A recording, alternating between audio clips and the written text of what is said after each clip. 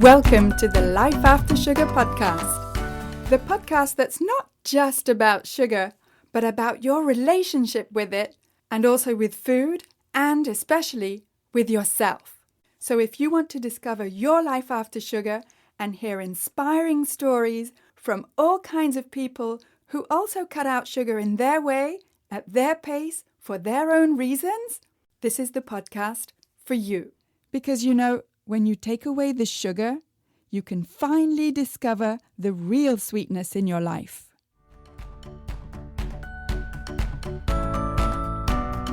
I'm your host, Netta Gorman, and in today's episode, I'm talking with Sandhya, who is a pharmacist in Australia and who, despite what she learned during her studies about sugar, was still suffering from an addiction to sugar. And in this episode, she shares how reframing how she sees sugar helped her break free from her sugar addiction. We'll get to our chat in just a minute. But first, I just wanted to tell you that if you're looking for some free resources about how to get rid of cravings, then I have plenty for you. First, download my 5 tips to get rid of cravings. And those 5 tips may not be what you think they are. So go to aftersugarclub.com and download your 5 tips today. And come check out the Life After Sugar Facebook page and subscribe to the Life After Sugar YouTube channel, as well as my Instagram account at My Life After Sugar, which is where you'll get all kinds of inspiration so that you can see that it's perfectly possible to live a happy and active life, even if you don't eat sugar. You can also check out my TikTok account at Netta_lifeaftersugar. All right, let's get to my chat with Sandhya. So today I'm talking with Sandhya, who is in Australia, and Sandhya is a pharmacist. And I'd like to ask you, Sandhya, to tell us a little bit about your story, your background with sugar. Okay, perfect. Thanks so much for having me, Netta. So I, in 2019, I was getting really severe symptoms of breathlessness and palpitations, and naturally, that's a very scary thing to have. And when I went to the doctor, they couldn't really diagnose it. All my normal heart tests and things they were fine. The only thing they kept coming back on was that I was pre-diabetic. And so the doctor suggested that I should make some dietary changes and increase my exercise, but there wasn't a lot of guidelines around it. At the same time, I was kind of doing my own research around sugar and its impacts, and particularly recently they've come up with the studies around fat being the cause of weight gain, and then also evidence that the research behind that is actually funded by the sugar companies. And so I kind of decided on my own that I was going to cut out sugar. And that was not an easy thing for me because I was quite addicted to sugar. I was one of those people who would have like a chocolate block a day. I was at that time having like an eclair a day. They were delicious, but can you just tell us, the listeners that are not in Australia, what an eclair is? Yeah. So an eclair is like a pastry. It's got it's choux pastry filled with whipped cream and covered with like chocolate on the top. So it's a very decadent dessert. Probably not something we should be having one a day. But it's very delicious. And yeah, so that at that point I was kind of like, okay, this is I noticed that the symptoms of breathlessness were getting a lot worse after I had my daily eclair. So I decided, look, it's time to really make some changes, and I decided to cut sugar out. Knowing myself, I had to do it as like 100% cut out at the time. And the way I decided to do it was using a hypnosis program. So in particular, there's a hypnotherapist called Marissa Peer. She has hypnotherapy self-hypnosis programs. And so I decided to use her program just to kind of get to the underlying cause of what was causing the addiction. I knew I could physically cut out sugar, but I just wanted to address those cravings because that, I think, I had tried it a couple of times before, and I guess with any dietary change, cutting out those cravings is a hard thing to do because that's based in your subconscious. And so I just thought hypnosis is probably the way to go. I've read a lot of studies around how effective it is, specifically in things like smoking and things like that. And I figured it's really good for smoking. It's probably going to be really good for like sugar addiction as well. So I did that. I undertook that. It was 6 weeks, and it was life changing. Like the cravings pretty much disappeared. And it did take a lot of mindset reframing in my day-to-day life, but it was a lot easier than what I expected. And so I decided to, like I said, cut out sugar completely. I was really lucky in that my husband decided to join me as well. And so I had Yeah. a lot of support from in my family life, which was, I think, one of the defining factors because he's our main cook. So he does all the cooking. So just having him on board and just having him like be so supportive of me saying no, we're not having anything with sugar. It was a lot easier, I guess, to make that change. And yeah, I think that's pretty much the overall journey to cutting out sugar. Yeah, amazing, amazing. And can you tell me, when you say sugar, what it is that you refer to specifically? So I am referring to anything that is processed sugar. So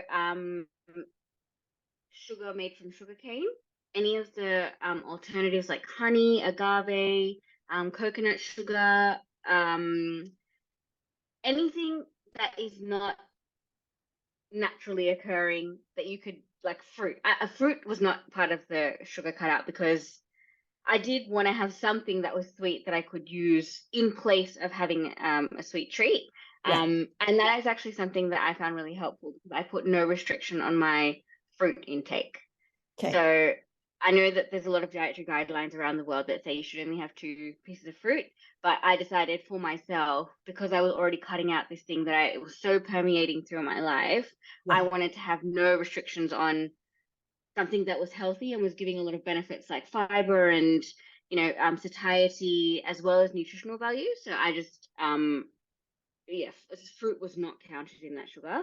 However, I did count things like flour, bread, pasta, rice, any of those things. So even though they're complex carbohydrates and they do have a lot of benefits, I decided because there were those things, in the back of your mind, you kind of think, oh, I can't live without them. Um, those those were part of that category, and I just thought I would rather not have those in my life because I know I will overcompensate for not Ah, having like sweet treats by yeah. having those. Yeah, Yeah. they Overcompensate, like feeling like you're missing out and then like binging on bread and crackers and stuff like that. Is that what you mean by overcompensate? yes, exactly. Yeah, it's pretty common. And I'm just wondering, what about dried fruit, fruit juice? Did you cut those? Um, so yes, fruit juice I was never a big fan of anyway. I wasn't an unhealthy person to begin with in terms of like I really love water. So that was my main source of fluid. Dried fruit, I did cut it out because it was high in sugar. However, if recipes called for dried fruit um, and and sugar, I would usually just cut out the sugar and then I'd use the dry fruit to compensate for that. But if I could avoid it, I would avoid it. Gotcha. Yeah. Yeah, Yeah. okay. So you were mentioning before about the hypnosis or the self-hypnosis program that you did and how it helped you with that kind of underlying desire for sugar slash sweetness and how you reframed how you saw sugar. Can you tell us a bit more about that?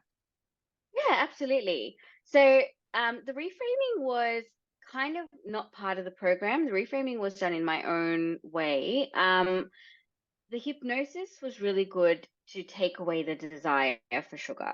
But in when I saw sugar in real life, so for example, at work, we had a tendency to get a lot of chocolate at Christmas from our patients. And it was one of those things where I used to be, if I saw it, I would need to have it.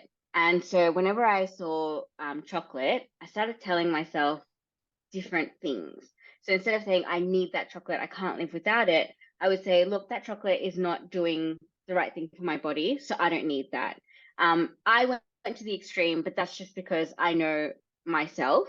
And I kind of said, like, look, the chocolate is poison for my body. And I actually imagined it. Anytime I saw chocolate, I used to imagine it as little spiky balls, almost like what you would imagine like a disease would look like. Kind of, when you see those Yeah, like like when they images of, show, yeah, yeah, the yeah. virus or whatever. Yeah, so I used to imagine that in my head because I knew, being a pharmacist, I knew if I saw that in my head, I would also picture that causing tearing of my like blood vessels, inflammation in my body, and so that was how I reimagined what sugar was doing. Instead of being like something that was exciting and really fun to consume, I made it something that was harming my body physically, into my mind, and that actually really helped because it reinforced every time I saw it, that it was not something I wanted to put in my body. So on a subconscious level, the hypnosis was working, and on a conscious level, I was also doing my part by not reinforcing that I needed it and making sure that I, you know, kind of reinforce that message that it's not something that I want to put in my body. Yeah. Yes, because you were having the symptoms, the breathlessness. Were there other symptoms?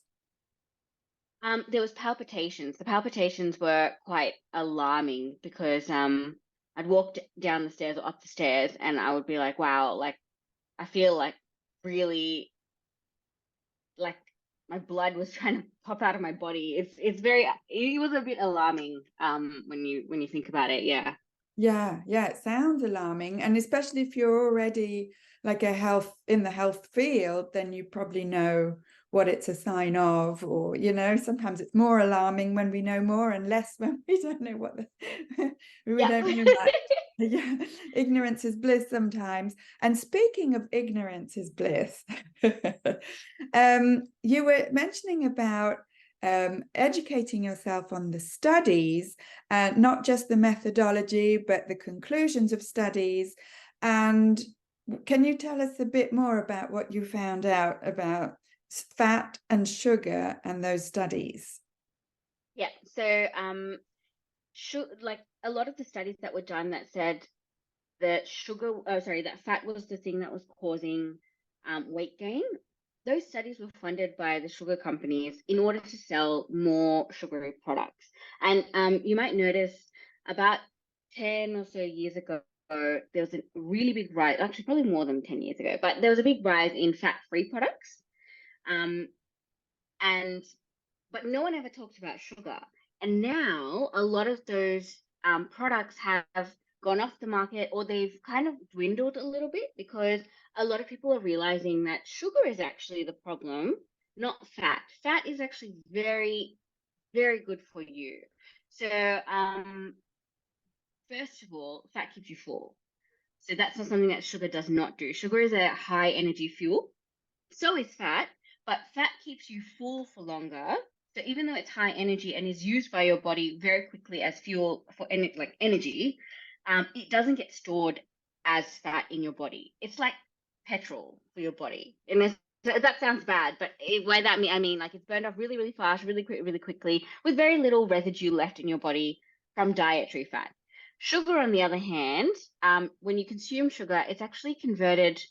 Um, so it goes into your bloodstream, it increases your blood sugar levels, and that prompts your body to create something called insulin, which is a hormone that takes the sugar out of your body, out of your bloodstream, and then puts it into fat cells if it's not needed.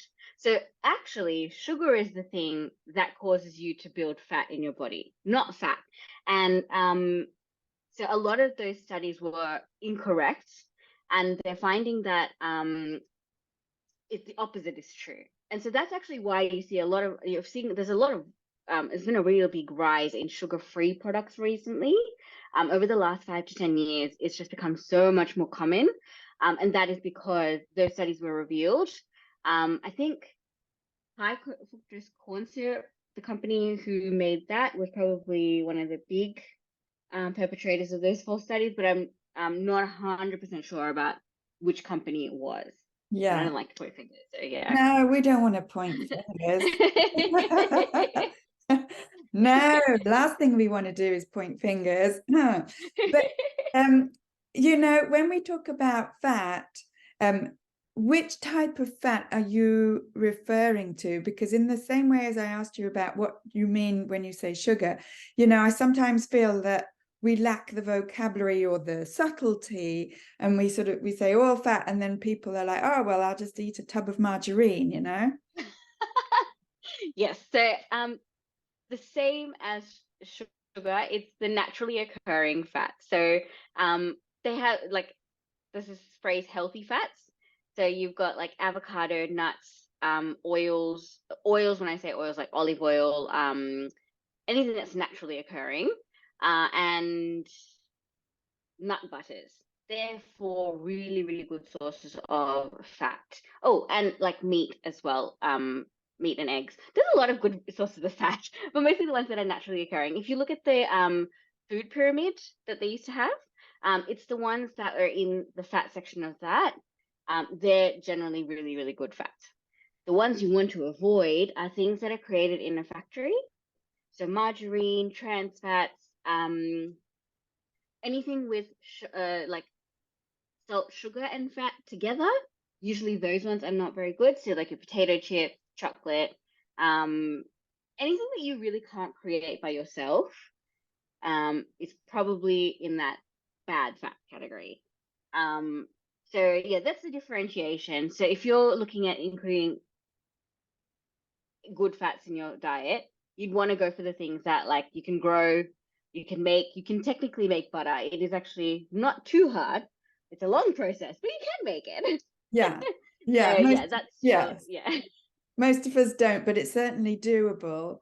And so, yes, thank you for that distinction, because again, we say fat and that can cover a multitude of different types. Same for sugar. So I always like, I'm a language teacher, I always like to specify the vocabulary. Sorry. Yeah, no, that's perfect. Yeah, same thing for the sugar-free products that you were mentioning. It's like sometimes I feel, no pun intended, but it's out of the frying pan into the fire where sugar-free products are concerned. And it's like the food industry has no shortage of ways of making us consumers believe that what they produce is the answer to every problem in the world, right? World peace, eat a sugar-free product. I would agree with that actually. A lot of sugar-free products, while they are not terrible, they do contain things that you probably wouldn't put in your body otherwise. So with sugar-free products, I'm kind of a big believer in cooking or making things for yourself. When I did my sugar-free journey, I started making a lot more things, and it was time-consuming 100%. However, I just felt like I could control a lot more of what I was putting into my body. And that was the whole point of going on that sugar-free journey, being able to say, like, this is what's going into my body, this is what's nourishing my body. So I would steer clear a little bit of the sugar-free products. However, for people who are like really struggling to cook all the time and do the food prep, they are definitely a good gateway into, entering that whole sugar-free land. Yeah. That's the way I like to kind of, yeah, see it. Yes. I mean, we need all the help we can get. And for some people, the alternative sweeteners are just, I would say a temporary way to just kind of wean off the hard stuff. Yeah.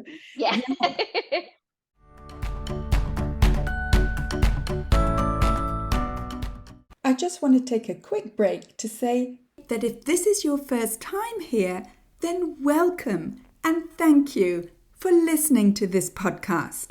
And whether you're new or a regular and you haven't yet rated or reviewed this podcast, could I ask you to scroll down and tap on the stars to rate this podcast, and also to write a short review to let me know how this podcast is helping you in your life after sugar.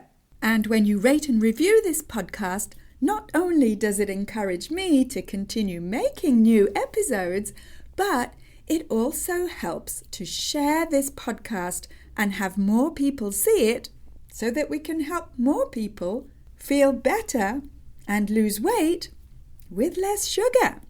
So again, thank you for rating and reviewing this podcast and for spreading the word about sugar.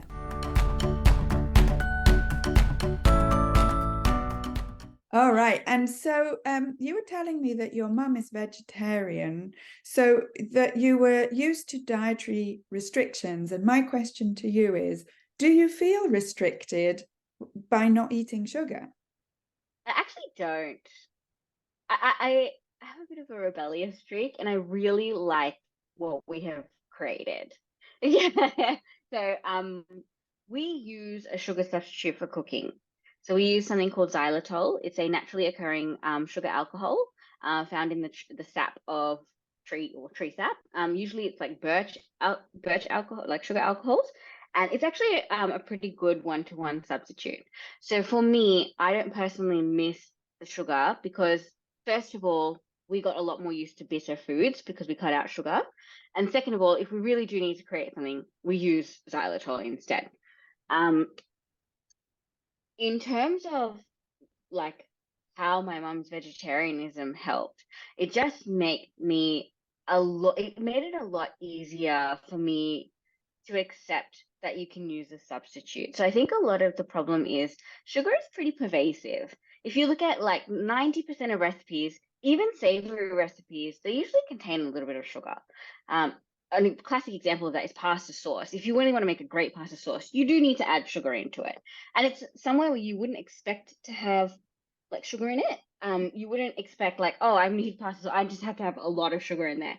But those kind of situations, having a sugar substitute and knowing the alternatives really help. And so when I was growing up, my mum is quite a strict vegetarian, and she doesn't eat eggs. And again, that's one of those things that's like super pervasive over a lot of cooking. And so we had to find alternatives, and we started experimenting with alternatives because we were like, we want to figure out how to make the best food for our family without but sticking to her dietary plan. And I think for me, it became a bit of an experiment to find recipes and try them out and see what was working and what didn't. And so I just applied that same ethos to becoming sugar free. And I would try I think I tried like 5 or 6 different sugar substitutes. And then we just kind of decided this was like we'd use different things for different recipes, I guess, if that makes sense. And then sometimes I just wouldn't add the sugar and I just see what happened. Obviously not for like cake or ice cream. You probably couldn't do it there, but Yeah. yeah, Although for I've small heard, things, yeah. and not only have I heard, but I've tried. I tried right at the beginning of my sugar-free journey, ice cream made with a banana and sort of whipped up and no added sugar. And at the time, it did the trick. Yeah. Oh, that's awesome. Yeah. So I love doing stuff like that. Fruit is like my favorite substitute. If I can add fruit in there, I'm so happy because then I'm like, yeah, I'm doing the like especially blended fruit. I'm like, I'm getting all the nutrients and the sweetness. It works so well. So yeah, Great. definitely love that. Yeah, if you find what works for you, makes you feel good, more power to you. That's what I think. And you were telling me also that yourself and your husband, you lost weight, even though that wasn't your primary goal. It happened all the same, right? Yes, yeah. So because our idea of sugar included some complex carbs, so bread, pasta, and rice, we just by cutting that out, I think we each lost like 8 to 10 kilos each Wow. over a 12-week period. Wow. So it was still healthy weight loss, which I was really happy with because we maintained that quite well. But it was just a side benefit. It was so good, like we didn't even plan for it because that wasn't our initial reason for quitting sugar, but it was just like, hey, this is really good. Yeah. Yeah, yes, exactly. It's like it's an added bonus. Exactly. Fantastic. Now, look, you're a pharmacist. So I imagine, correct me if I'm wrong, but I imagine when you were studying to be a pharmacist that you learned something about human biology, right? And so my question is, what did they teach you about human biology and sugar, if anything? So it was very clinical. The way we looked at sugar was almost exactly what I described to you about what sugar does in your body. Um, there was no specific training on it because I'm sure this might be different for like nutritionists and dietitians. But for us, we just got told this is what sugar does in your body. It increases your blood sugar levels. It causes the release of insulin, and that insulin takes sugar out of your body distributes it to cells, and then any excess will be turned into fat cells. But it was never a conversation of you should reduce your dietary sugar to prevent diabetes. It was more this is how it works, and then move on to the next thing. And I guess because as a pharmacist, we're looking at drugs and how they affect your body. What more of our conversations were around how the medication would reduce your sugar levels, but there was not really a lot of like talk around how on the other side diet could reduce your sugar levels. And I think that's really important because like as pharmacists, we want to provide a really good health overview and a holistic solution. But not having that other side, that is something that you probably would need to research on your own. And unfortunately, when it comes to like weight loss and diabetes in particular, a lot of it is focused around medication. And so that for me, I maybe I'm a bad pharmacist for saying this, but I'm not a huge fan of using only medication. Like a lot of the research shows that if you use medication for weight loss or diabetes, if you don't accompany that with lifestyle change, um, the medication is only effective up to a certain point. And that's why a lot of people don't have really good diabetes control, even though they're on medication, because there's a lot of talk about making lifestyle changes, but there's not a lot of great advice around that unless you see a dietitian. And sometimes when you go to a dietitian, the change is so big that it's very overwhelming. So it has to be also come from, I think it has to come from a lot more healthcare professionals than just a dietitian. And I think the starting point is definitely see where you can reduce your sugar levels, but without creating restriction, without creating deprivation, and Mm. finding alternatives. And I hope I'm not like going too much on a tangent here, but a lot of the conversation I feel should be around make it familiar, make the unfamiliar familiar, and make things that you might not like but are good for you, things that you enjoy. Yeah. And try that, even if it's slow. Just starting that can really make an impact on how your blood sugar levels go and how your medication actually works. So I think that's definitely a really important conversation to have. That's actually what I do as a health coach. Like I help people who are pre-diabetic or even diabetic bring their diet into a place where they're happy with it and it's controlling their blood sugar levels along with medication, or if they're not on medication, just without that as well. So Yeah. yeah. Yes. I often say get comfy with being uncomfortable because Yes. I'm not a pharmacist, I'm a teacher. And I know from experience that the learning process, learning anything new, is an uncomfortable process. And unless we get comfy with that discomfort, there's no change or learning that's going to happen. That's Yeah, been, I love that. yeah. And so, how often would you say, as a pharmacist, do you get asked to prescribe metformin or the new drugs or Zempic or whatever, the ones that are creating all this excitement? Oh, yes. uh, I would say diabetic medication is our one of our top medications. So in pharmacies in Australia, I don't know what it is around the other like around the world, but we have these things called fast movers. They're our top 50 medications that get dispensed, and diabetic medications are like nearly all of them are on that list, on that top 50. So it's a really common like medication class. There's about 5 or 6 classes there. In terms of the Ozempic, that took the world by storm. Like, it's just been insane. I think they really hit the nail on the head there. They've got a really good medication. It works really well, and it's working really well not just for diabetes but also for obesity and bringing down that I guess weight levels. So it's definitely one of those medications that, like, if it's prescribed, it's definitely going to be effective.